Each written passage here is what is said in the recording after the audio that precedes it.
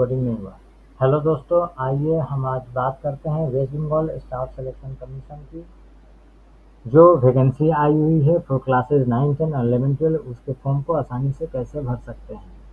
आज 24 जून को हम आपसे बात कर रहे हैं। इस समय वेबसाइट ओपन हो चुकी है और बहुत ही स्मूथली चल रही है, कहीं कोई टेक्निकल ग्लिचेज नहीं है। तो आइए ज़्यादा बात नहीं करते हुए हम लोग फॉर्म फिलअप की तरफ आगे बढ़ते हैं।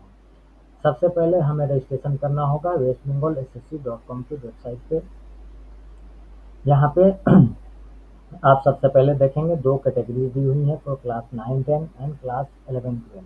ध्यान रहे, अगर आप दोनों ही कैटेगरीज के लिए एलिजिबिलिटी रखते हैं तो दोनों ही चेकबॉक्स को एक साथ ही सेलेक्ट करेंगे। अलग अलग ये या अलग अलग रजिस्ट्रेशन करने या अलग अलग फॉर्म फिलअप करने की आवश्यकता नहीं है, या आप अपनी सुविधा के अनुसार जिस भी कैटेगरी की आप एलिजिबिलिटी रखते हैं आप उसको सिलेक्ट करके आगे बढ़ सकते हैं। उसके बाद नेम ऑफ द कैंडिडेट है, उसके बाद फादर्स नेम, मदर्स नेम में से आप कोई भी एक लिख सकते हैं, कोई दिक्कत नहीं। फी पेमेंट ग्रुप में आप देखेंगे 2 ग्रुप्स आपको दिखाई देंगे, SC ST physically handicap and दूसरी है ऑल अदर्स। SC ST और फिजिकली हैंडीकैप्ड वाले यहाँ पे आसानी से सिलेक्ट कर सकते हैं, लेकिन OBC वाले सोच रहे होंगे कि हमारा तो नहीं है, लेकिन ध्यान रहे ऑल अदर कैटेगरीज में आप OBC वाले ही सिलेक्ट करेंगे। जैसा कि वेस्ट बंगाल गवर्नमेंट ने नोटिफिकेशन आज दिया है, OBC कैटेगरीज के लिए अलग से बाद में विंडो ओपन की जा सकती है।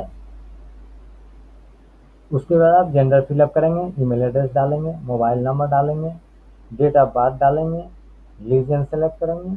देन आप एड्रेस ऑफ कम्युनिकेशन आपका जो भी है आप उसको सेलेक्ट करेंगे। पिन कोड डालेंगे। लॉगिन इंफॉर्मेशन में आप अपनी मर्जी से कोई भी एक न्यू पासवर्ड डालेंगे जो आप आसानी से याद रख सकते हैं। सेम पासवर्ड को कंफर्म करेंगे, एग्री करेंगे और देन रजिस्टर करेंगे।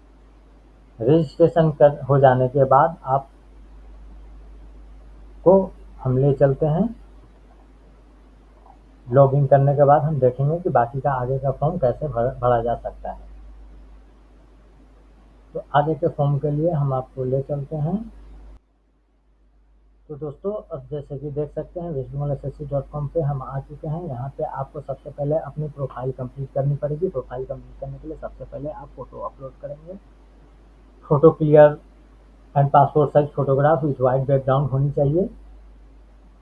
उसके बाद ईमेल वेरिफिकेशन पे क्लिक करेंगे। ईमेल वेरिफिकेशन के बाद मोबाइल वेरिफिकेशन क्लिक करेंगे। ध्यान रहे, हो सकता है कि आपको OTP ईमेल या मोबाइल पे ना आए, इससे आपको परेशान होने की आवश्यकता नहीं है। आप जब वापस लॉगिन करेंगे तो आप देखेंगे आपका ईमेल वेरीफाइड दिखाएगा और आपका मोबाइल भी वेरीफाइड दिखाएगा।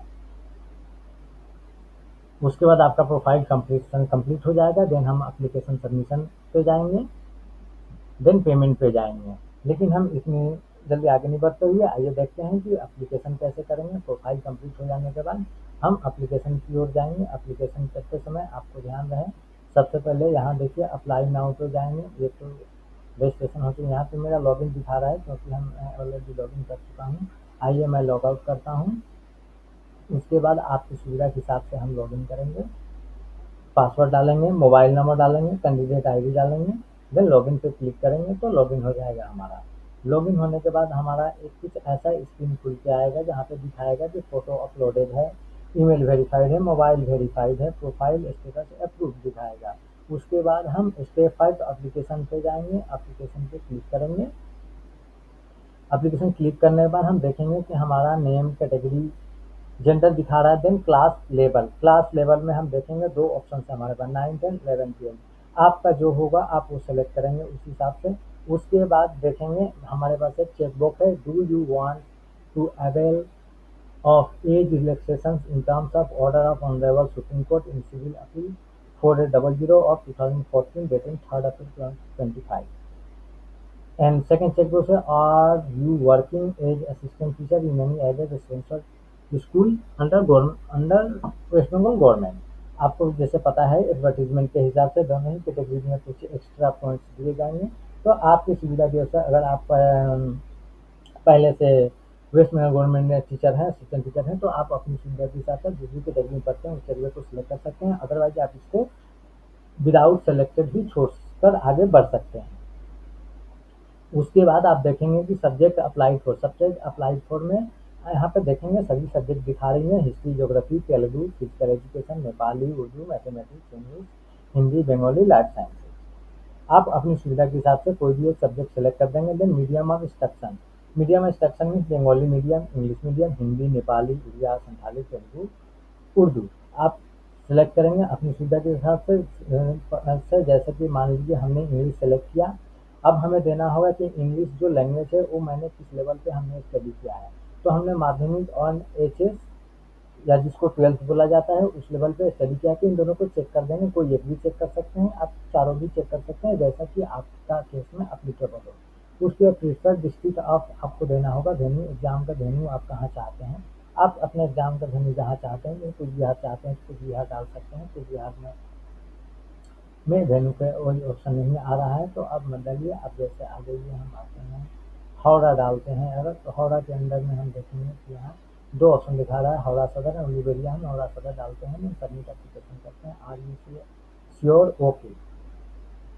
ओके करने के बाद जैसा कि हम देखेंगे, thank you, your application form has been submitted successfully. आप यहाँ से चाहें तो एप्लीकेशन डाउनलोड कर सकते हैं या बैक टू होम जा सकते हैं। बैक टू होम जाने के बाद आप देखेंगे इस ऐसे सब्जेक्ट्स मैंने पहले से अप्लाई कर रखे हैं। अभी हम लोगों ने जैसे अप्लाई किया उसके आते हैं, देखिए लाइफ साइंसेज ग्रेजुएशन, क्योंकि हमने 9-10 सेलेक्ट किया था इसलिए। इसी तरह अगर आप 11-12 में भी इसकी एलिजिबिलिटी भी रखते हैं तो सेम उसी प्रोसेस में फिर से अगेन अप्लाई नाउ पे जाकर आप इस बार 11-12 वाले कैटेगरी में फिर से अपने सब्जेक्ट को देखकर सेलेक्ट कर सकते हैं।